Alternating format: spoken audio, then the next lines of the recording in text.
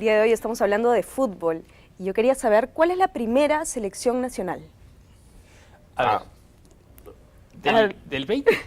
A ver, vamos a retroceder un poco Sí, bastante. y deseo la del 20. A ver, lo interesante de la selección nacional, y es muy interesante, es que la selección nacional representa en esos términos de la época y aún ahora a la patria. ¿Sí? No voy a hablar acá de qué cosa es la patria porque Juan Luis me va a matar, pues un tema larguísimo, pero lo interesante de quién representa a la patria perdón la redundancia, es interesante porque la élite le quiere decir al mundo que la patria peruana está compuesta por gente que se comporta bien. ¿A qué me refiero con que se comporta bien entre comillas? No es que sean blancos, ¿de acuerdo? Sino es gente que aparentemente se comporta como ciudadanos urbanos, costeños, ¿de acuerdo? Y que respetan las reglas del juego, ¿sí? Pueden ser mestizos, pueden tener rasgos indígenas, no importa. Acá no es una cuestión acá racial, es una cuestión de comportamiento. Por lo tanto, las primeras selecciones, la primera se forma el año 11, se forma para enfrentar a equipos formados por ingleses que viven en el Perú.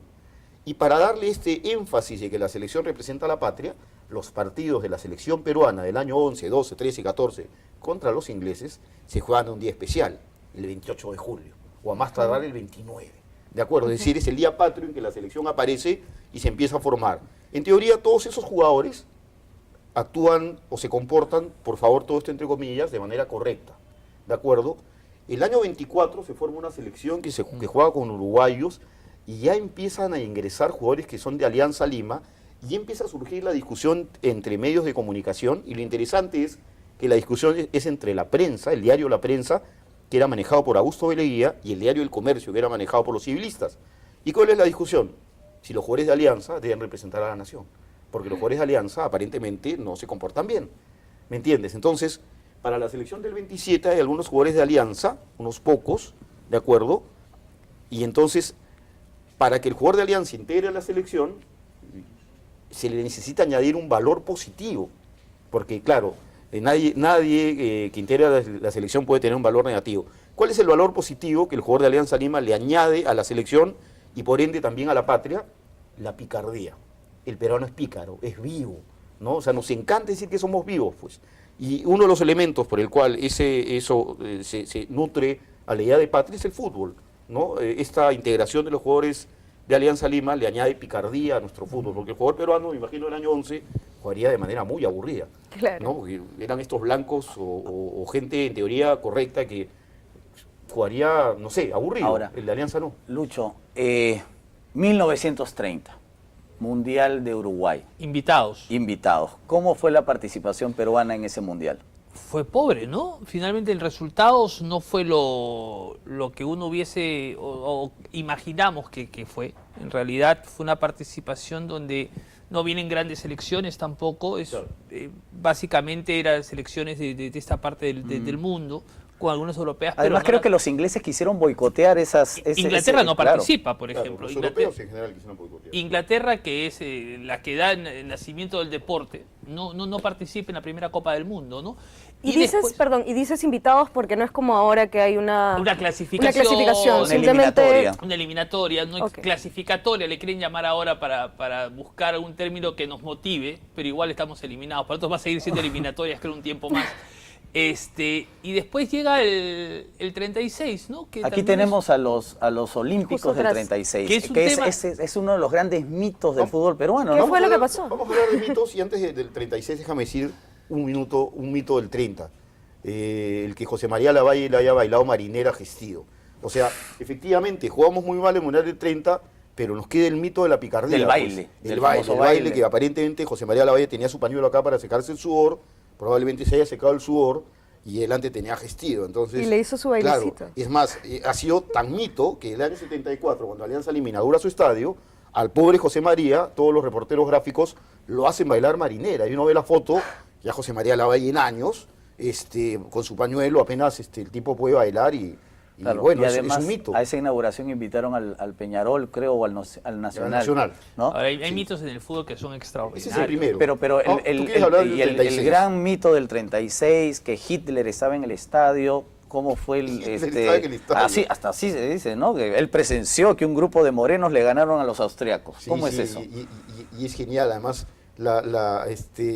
lo que uno encuentra ahora en internet a manera de broma es genial, ¿no? Pero la verdad, para mí la verdad de lo que pasó en el 36, el año 36 fue época de elecciones en el Perú, ¿sí?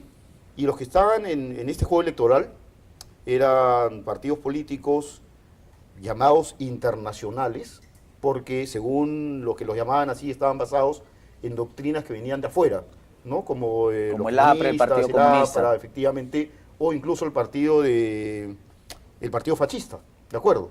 Ya no estaba Sánchez Cerro. La Unión Revolucionaria. La Unión Revolucionaria, efectivamente. Y de otro lado estaban los partidos nacionalistas, ¿de acuerdo? Y entonces el presidente entonces apoya a un candidato que es de un partido nacionalista, ¿sí?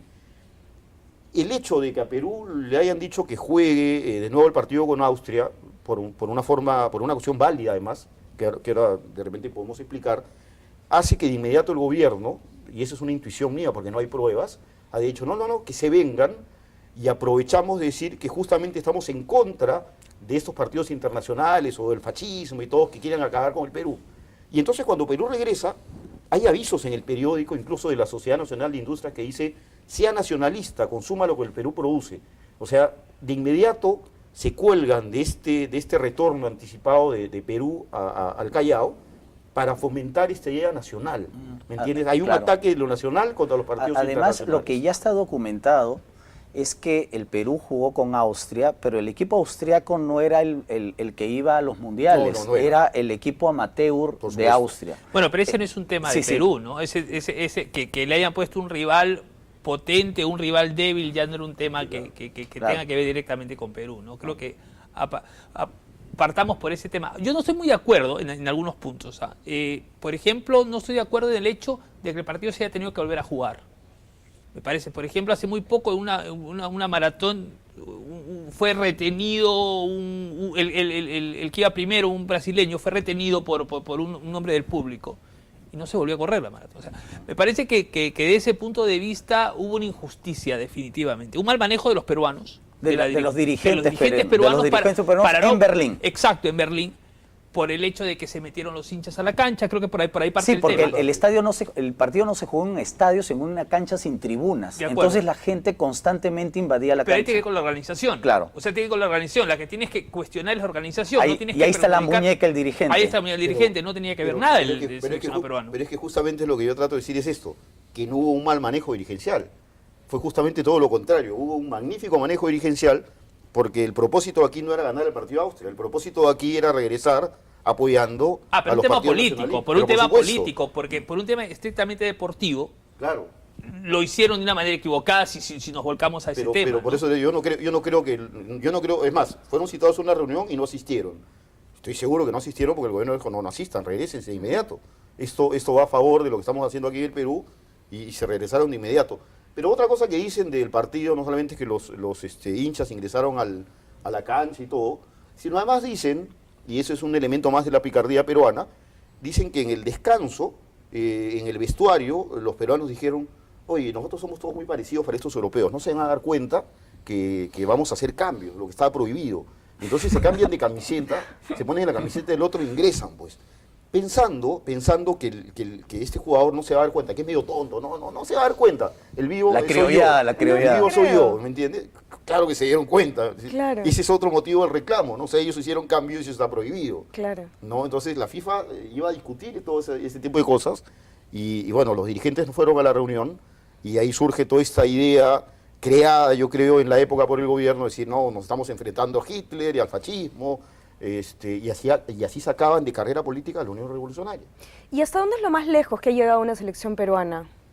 Tendríamos que ir hasta el 70, ¿no? Hasta la década del 70, bueno, dos Copas América, si vamos en el Del tema 39, de ¿no? Sudamérica, claro, y a nivel mundiales, los mundiales clasificatorios del 70, que nos clasificamos el 70, 68 y el 82, ¿no? Octavos puestos, pues sería lo más lejos que hemos llegado. Octavos puestos en mundial. Hay que tener en cuenta que en el año 70, incluso hasta el año 78 para el Mundial de Argentina, solamente participaban 16 equipos. O sea, ya clasificarte al Mundial teóricamente te Ya ponía era un éxito. en los 16 mejores del mundo. Sí, y claro. si pasabas a segunda vuelta, ya estabas en los 8 mejores. ¿Y ahora cuántos equipos Ahora son participan? 32. Ahora son 32 Ahora son equipos. 32. Entonces, Claro, hay más países entonces también, ¿no? por estadística, en el año 70 y en el año 78 estuvimos entre los 8 primeros, Hay porque más mérito pasamos de a segunda clasificar vuelta. en esa época que hoy, ¿no? Claro. Hoy para nosotros es complicado, pero debería ser menos difícil llegar a una Copa del Mundo, lo cual no se presenta Claro. así, ¿no? Ahora, pero ¿por qué Perú clasifica? Yo ahí también tengo una idea. Es decir,